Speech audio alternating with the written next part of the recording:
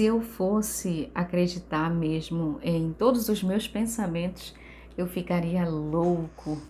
Já diria Mário Quintana. Então, realmente, de fato, se a gente for considerar tudo que a gente pensa, tudo que vem aleatoriamente nos nossos pensamentos, a gente conseguiria perder o controle e ficar louco. Porque tem situações que os nossos pensamentos a gente não consegue controlar, porque os pensamentos eles vêm, quer queremos ou não. E aí a diferença está em os pensamentos que nós vamos escolher alimentar e focar neles, e os pensamentos que a gente vai querer desconsiderar. Passou e foi embora, ou então aqueles pensamentos que não tem nada a ver, que não fazem sentido, e aí a gente realmente desconsidera, deixa para lá porque passou, né? Aconteceu, a gente pensou ali uma coisa nada a ver e foi embora, não ficou. E os pensamentos que ficam, é esses que a gente tem que ter esse cuidado. Então é por isso que a gente precisa dar atenção a esses pensamentos que favorecem a nossa aprendizagem, que realmente são os pensamentos que podem estar te facilitando de alguma forma, não te prejudicando. Porque às vezes a gente realmente dá ênfase para aquilo que não tem fundamento. Porque imagina só, você pensar que alguém numa situação de estresse e aí você deseja, quer que aquela pessoa morra, né? Você pensou, você está numa reunião de trabalho e aquela pessoa é muito chata, então você convive com uma pessoa muito chata, então aquela pessoa tá te causando um inconveniente, aí de repente você pensa, putz, ai, essa pessoa bem que podia morrer. Você deseja isso? Não, não é algo que você realmente deseja que a pessoa morra. Foi um pensamento que passou pela sua cabeça ali no momento de estresse.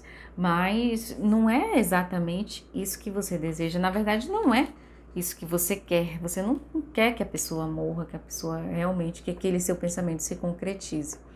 E às vezes tem alguns pensamentos nossos que eles concretizam e aí que geram alguns problemas, porque imagina só para uma pessoa que desejou com que a outra morresse, ela morrer de fato.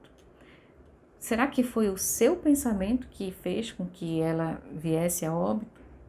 Então a gente tem que ter esses cuidados, né, para a gente estar regando aquilo que realmente vai nos facilitar, que vai nos causar satisfação interna, não desprazer.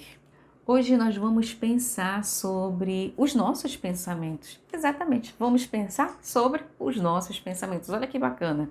É importante a gente pensar de onde vêm esses pensamentos que às vezes persistem na nossa mente. Qual a origem desses pensamentos? Por que eu estou pensando nisso? Por que eu tenho esse sentimento de inferioridade, de inadequação? Por que sempre quando acontece alguma coisa, aquele pensamento, ele vem, ele surge? Por que diante de tal situação eu tenho tal atitude e eu tenho tal pensamento? Porque antes da ação ele vem o pensamento. E aí por que a gente tem determinados pensamentos? Por que ao dormir a gente fica pensando em determinadas coisas e não em outras? E aí faz a gente pensar, eu tenho poder sobre os meus pensamentos? Será? Sim, a gente tem um certo poder sobre os nossos pensamentos, porque a gente não pode impedir de pensar, né? Ah, eu não quero pensar. Os nossos pensamentos, eles não são como algo que a gente pode controlar 100%, né? Ah, eu não quero pensar agora, eu não quero pensar naquilo. Quando a gente pensa em não pensar naquilo, a gente já está pensando naquilo. Por exemplo, ah, eu quero que a minha pressão arterial dê 12/8. Não, eu quero que dê 12/5. Eu quero que a minha glicose dê 90 agora. Então, é o que a gente quer?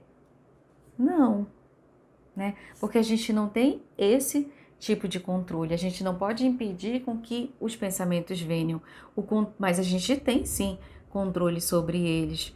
É igual a gente ter controle sobre a nossa glicose. A gente quer que a nossa glicose dê em 90, mas a gente come açúcar, a gente come gordura, a gente come pizza, sanduíche constantemente, né? Tem uma alimentação desregrada e aí a gente vai e quer que a nossa glicose dê bem. E aí isso é a nossa atitude diante daquilo que a gente pode controlar, né? Então, é fundamental a gente entender o nosso poder e agir conforme a gente tem esse poder. Porque às vezes a gente tem algum poder e a gente não utiliza, a gente utiliza da maneira errada, da maneira incorreta. Então, vamos pensar que se nós temos um poder diante dos nossos pensamentos, então a gente tem um poder diante daquilo que a gente alimenta, que a gente dá ênfase sobre os nossos pensamentos. Porque se você sempre pensar coisas negativas, coisas ruins, que sempre coisas ruins vão acontecer, fica difícil abrir espaço ali para a esperança, para pensamentos positivos. E aí você passa a ter um hábito ruim, um hábito de ter esses pensamentos, porque você tem que pensar sempre nas estatísticas, por exemplo, as pessoas que têm dificuldades de fazer de andar de avião, por exemplo. Claro que aí você vai olhar para as estatísticas e ver que existe uma possibilidade mínima daquele voo cair. Isso a gente está falando de pessoas que não têm transtornos, não têm fobias realmente, né?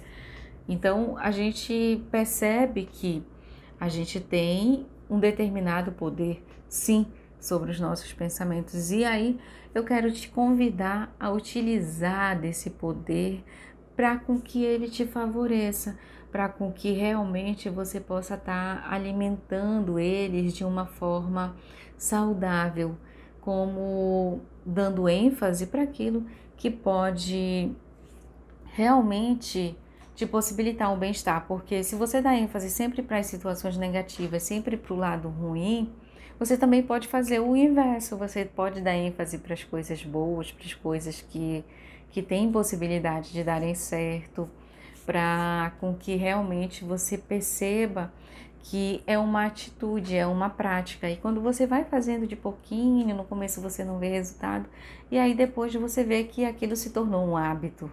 É importante a gente não se apegar tanto ao nosso passado e fixar os nossos pensamentos nele, porque a gente não tem poder de mudança sobre o passado.